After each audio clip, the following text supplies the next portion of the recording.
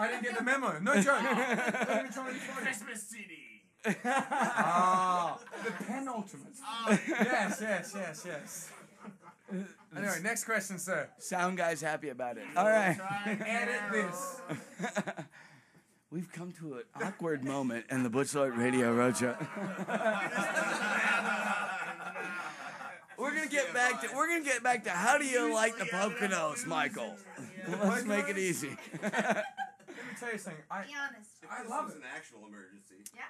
I love it. If this is New York and Jersey's and Philly, is it Philly as well as Getaway? Yeah. Yeah, well, g'day. You know?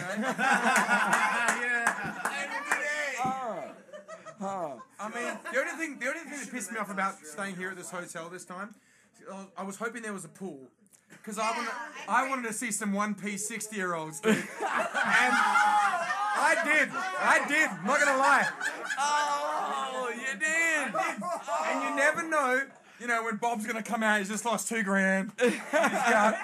And he just said, you know what, Virginia, we got to go home. You know what I mean? Like, I'm serious. And she's sort of soaking out with it, She hasn't necessarily tailored herself, I mean,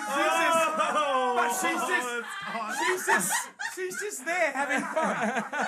She didn't come here to gamble. Reggie did, She just came here to soak in the sun. And he didn't have the guts to tell her that there was no pool. So she's down by the lake on the chair. I get it. Oh my God. I was a little upset. Yes. They sold you short on the pool, but that's all right, though. It was a good time. Now, I wanted to say, because I watched the show tonight, and really... No, I said I wanted to say, because I watched the show. I was impressed. I know, right? Actually, I am. I'm segueing. You shouldn't point that out. It's supposed to be smooth. Rookie. Yeah, it's supposed to be smooth. My bad. I was saying, I watched the show tonight, and wow, dude, you got a powerful voice and everything, but you got command on the stage. So, where did that come from? Obviously, here in the room, you've taken control of this crowd that was a little sleepy a second ago, and now they're right here. She's still in the room.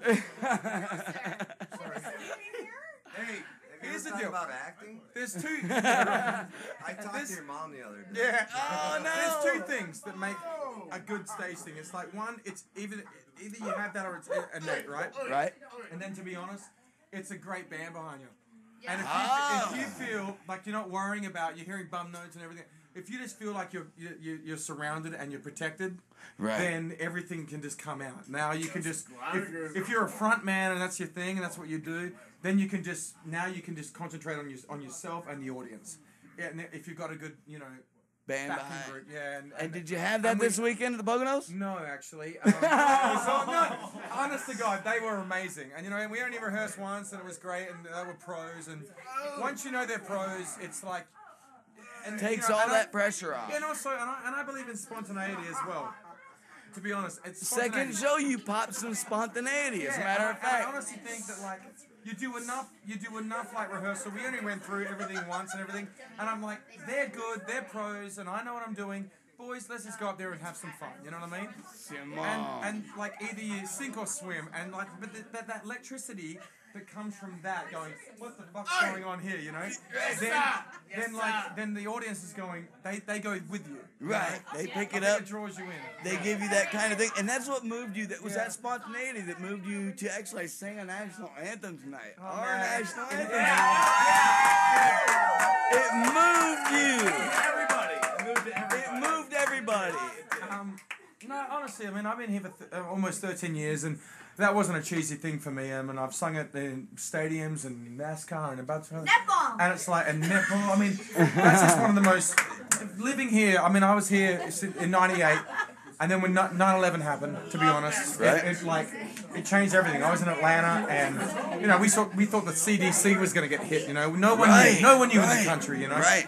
And what I saw in the next 3 weeks to a month of America was just. Holy crap, this is the outpour, but people were so nice, opening doors and putting flags in cars and just they were so congenial to each other, you know. Right. And it's just like that's how great this country can be, and you know, it made me well, it is, you know, it's there, right. You know, and it's it made me just take more appreciation in this place, and then in the next few years, what this place has given me, and I continue to get and live in, you know. And I saw a couple of veterans in the audience tonight. It was amazing, yes, and you're one of them.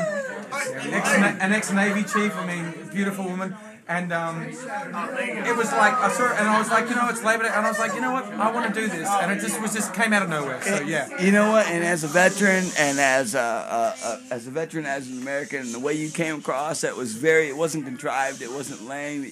We knew that, we felt it, and you were very sincere there, and that moved everybody. It moved everybody. In fact, Joe, the guitar player, was looking and seeing tears from some people, cool, and it would just move people because that's cool, and that's what music can sometimes do. Music in your shows. But sometimes I think America needs to be reminded, I mean, how great this place is, and sometimes it takes an outsider, or sometimes it takes an event that happens, sometimes good or bad, in the world, to go, you know what? Oh my God, this is the greatest country on earth, and I truly believe that. So, in my lifetime, it wasn't until that situation, and as bad as that is, in my lifetime, I didn't see it like that until I saw that everybody come together. Yeah, and so I didn't know. sometimes I didn't tell them or anything. I mean, I just did my thing. Sometimes it takes it. All right, so we want to know what's next for Michael Johns, because I know you're on to cool stuff, dude, and I'm going to be there for every step of it. I don't care what you do, dude, because I think you're a cool cat. And so what you're saying is, this being the last question. What are you doing in comedy? This guy is hilarious. Right? It's freaking hilarious. I think next up for Michael Johns is opening for me on tour. I think that's it.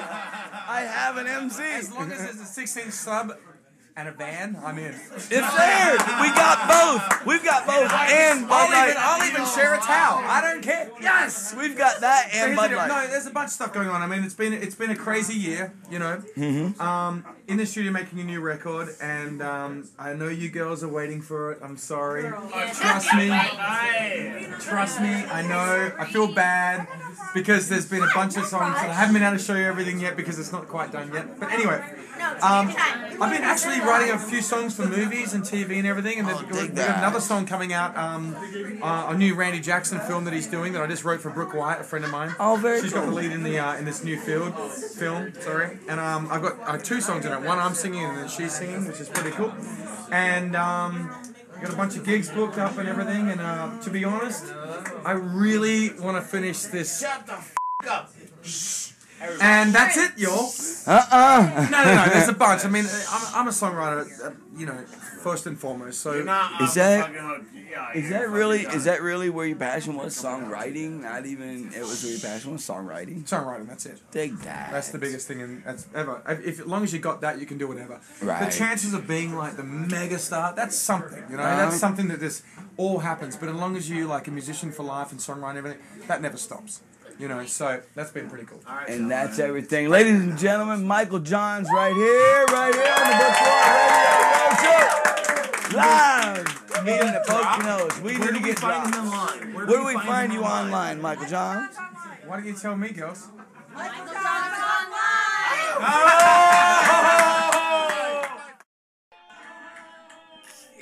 Whatever. The Chicas dig that guy. Did you hear him? Oh, why don't you tell me, ladies? Michael Johns online. I love it. And they all love the guy, man. And we do too now, because he was a cool cat, man. You gotta like the guy, man. At first you kind of want to be like, but to you. But no, he's too nice, man. He's a great guy. He's a good performer. He's a great singer. Michael Johns online, ladies and gentlemen, live on the Butch Radio Roadshow from the Poconos. Taking it out one time, Matt Maloof right here. Come on, let him hear it. Butch Radio Roadshow.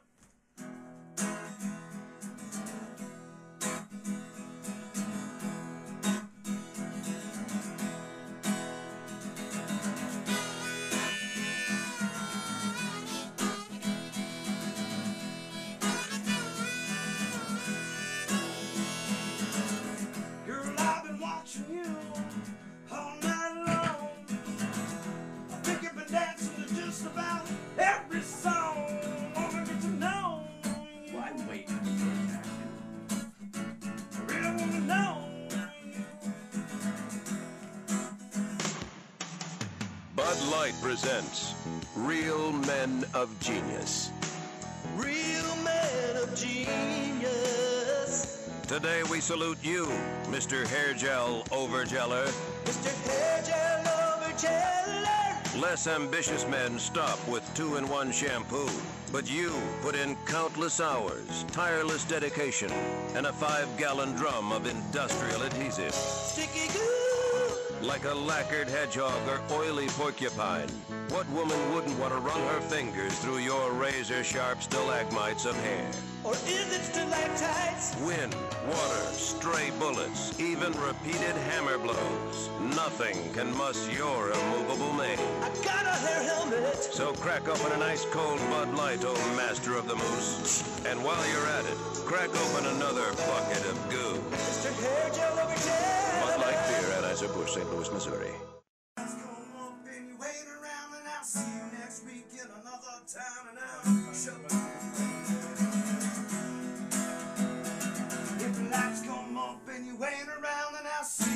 Week in another town and now show. If the lights come up and you ain't around, then I'll see you next week in another town and I'll show you, baby.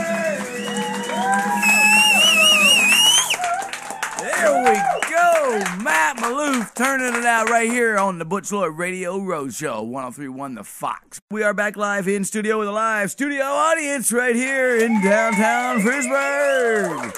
And we have on the mic, we have in studio our cat, the guy we're having in studio this week. Back room with all the girls there for a second. Right. He was in the, but we had them all stashed. Matt Maloof, ladies and gentlemen, right here on the Butch Radio Roadshow. Thank you. Man, Matt, we have had a weekend, right? Oh, yeah. We have had a weekend, and it's Wednesday. We're just coming out of our weekend. Yeah, we took a day off in between, though, right? Right? Started Everybody back had up to on recover. Wednesday. But, you know, we were saying it now. Listen, you put together the show out in the Poconos, and what'd you think of that, man? You work with these cats again or what? Oh, yeah, definitely. The Idol guys and their Oh, yeah. management, good guys. Joe from out there at Yeah, Joe's my man, you know, so. Joe put it together from his end. You put it together from our end. And you guys actually surprised those guys who are real professionals. Do these shows all over the country and never get the kind of the situation where the band was rocking and everybody was tight, and it made their show an easy show to do, right? Yeah, definitely. Hats Hands off. together for freaking Joseph Garner for putting together the best band that they'd probably played with in a long time, you know. As a matter of fact, yeah. As a matter of fact, I think we got you guys got a compliment from Michael Johns. Yeah. Johns told me I was his favorite, if not the best, musical director since he was on the show. Yep. How about you? Very nice. See that? And that was put together. Right here. Yeah. by- Yeah, they were definitely not expecting the caliber. You know, they're used to singing behind tracks for the most part and stuff. They don't get a full-on band hardcore like this. band that can, you know, pull off them songs that way. A live band like that, and then that's like what he said. You guys, when they realized it was professionals, they could just jam and cut loose. So it took all the pressure off you once that show was on. Yeah. You were partying with me and Frank the rest of the night, Oh, I think so. and we put together a great after party with him. Did the interview, so it was an all around good night. But now we're getting back to Matt Maloof here in your musical career, because it's you put that together because you're one of them working musicians who actually books gigs and puts together gigs, and you've been doing this for years. And a lot of other musicians say that about you.